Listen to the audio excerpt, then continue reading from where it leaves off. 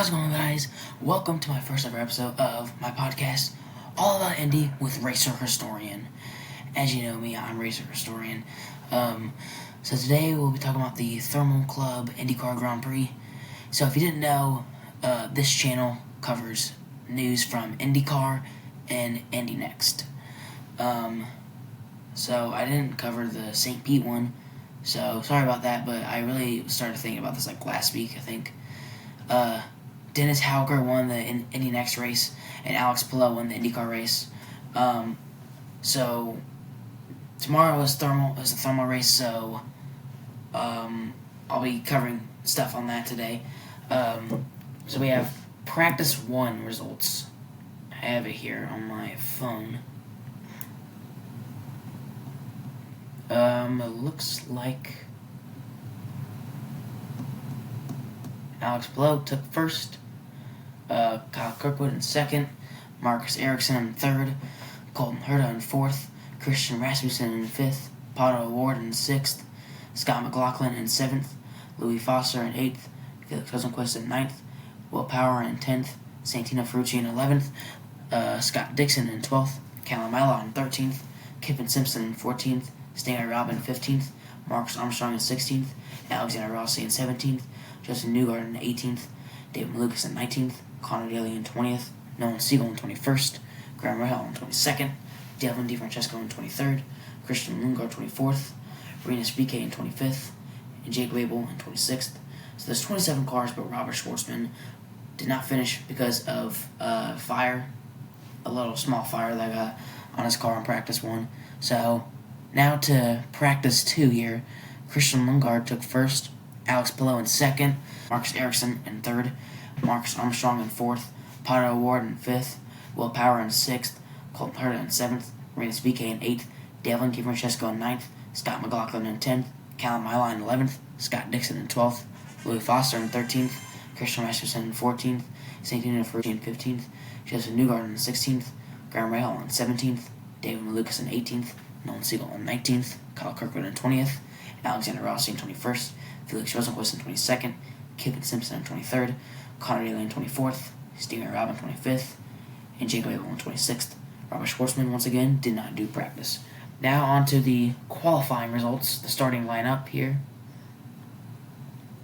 McLaren did a fantastic job as Pato O'Ward and Christian Lundgaard are on the front row. Alex Palou in third, Colton Herta in fourth, Marcus Ericsson in fifth, Alexander Rossi in sixth, Marcus Armstrong in seventh, Kyle Kirkwood in eighth, Felix Rosenqvist in ninth, Louis Foster in 10th, Scott Dixon in 11th, David Malukas in 12th, Rinus VeeKay in 13th, Santino Ferrucci in 14th, Connor Daly in 15th, Nolan Siegel in 16th, Justin Newgarden in 17th, Graham Rahal in 18th, Christian Rasmussen in 19th, Kiffin Simpson in 20th, Will Power in 21st, Callum Ayla in 22nd, Jake Wabel in 23rd, Stanley Robb 24th, Scott McLaughlin in 25th, Devlin DeFrancesco in 26th, and Robert Schwartzman in 27th. So Schwartzman did qualify this time. So those are our qualifying results for thermal. Let's look at the Fox Sports, the IndyCar odds. Alex Palou favored with McLaughlin, Garden, O'Ward, Herta, Dixon, Power, Rosenqvist, Ericsson, Kirkwood, Lundgaard, Rossi, VeeKay, Armstrong, Malukas, Rahal, Ferrucci, Daly, Ayla, Schwartzman, Siegel, Simpson, Francesco, Rasmussen, Robb, Foster, and Abel behind. Palou favored to win. Who I think is going to win? I think Alex Palou is going to win as well, but I want Scott Dixon to win. But I think Palou is going to win, so my pick to win the race is Palou. I'm really not a big fan of this track. I think the track should just be a testing track. So it was the first time I did the race last year.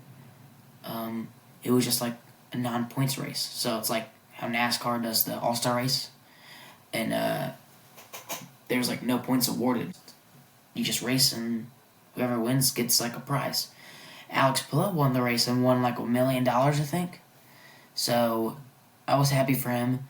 And there was like 2 heats, so I don't think there's like any more heats this year in the race. Because like this year now it is a whoever in the race, they're going to be awarded points.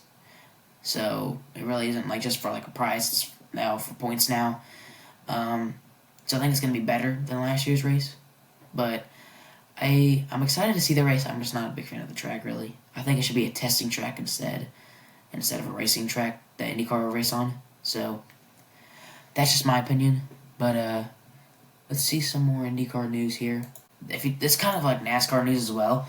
But if you didn't know, they race at Darlington, and they have the first race at Darlington is like a throwback race, so like all like old paint schemes that any of the drivers can pick. Wood Brothers Racing's own Josh Berry, who won last week at Las Vegas to get his first ever win in the Cup Series, congrats to him, picked Jim McClark's 1965 Indy 500 winner car. So it's pretty cool to see. So if you want to see for yourself, I recommend you guys seeing it. Devlin DeFrancesco has launched the Indy 500 livery contest. His sponsor is Dogecoin for Riley Children's Foundation. He said he will personally donate $25,000 to Riley Children's Health, and he also has committed to receive $100,000 of his salary in Dogecoin. There are 3 liveries: the Blaze version, Turbo Wave version, and the Banana Boost version. So fans can vote on which livery they like.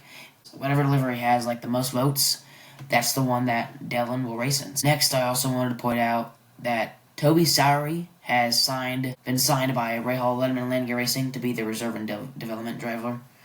Romain Grosjean was signed by Prima Racing as their test and reserve driver.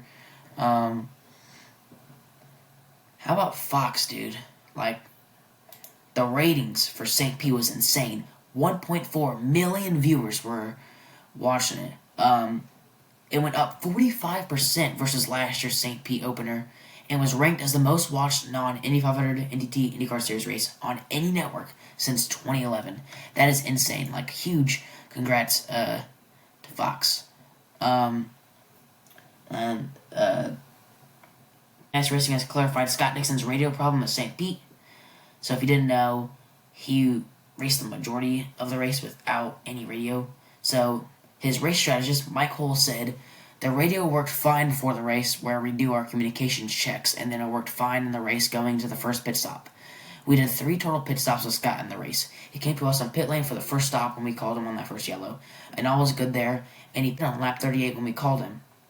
And then it sounded like wax paper was wrapped around the microphone on his helmet.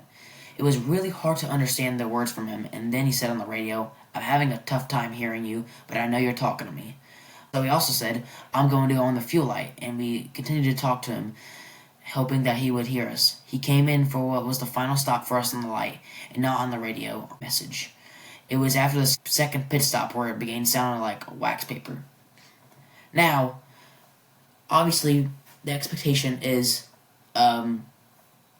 he would get black flagged, because in the rulebook it says that during all on-track events, radio communication between the driver and the entrance pit box is required at all times. But this is what IndyCar had to say about it. IndyCar officials confirmed 2-way radio communication, both live in race and via an audio track recorded throughout the duration of the race on the number 9 Sonoma infraction. That's all I got for the news. Thank you guys for watching this. I know it's pretty short. It's only a one-man podcast. If I had someone else, I think it would be longer. Thank you guys for watching. Tune in March 23rd, which is tomorrow, 3 p.m. Eastern on Fox for the Thermal Club IndyCar Grand Prix. Next podcast episode will be on April 12th for the Acura Grand Prix of Long Beach coverage, which will be on April 13th. And the next one for Indy Next will also be on May 3rd for both IndyCar and Indy Next for Barber, Alabama, as the race will be on May 4th. Thank you guys for watching. I'll see you next time on April 12th. Remember, tune in tomorrow on Fox for the race. And I'll see you again. Deuces.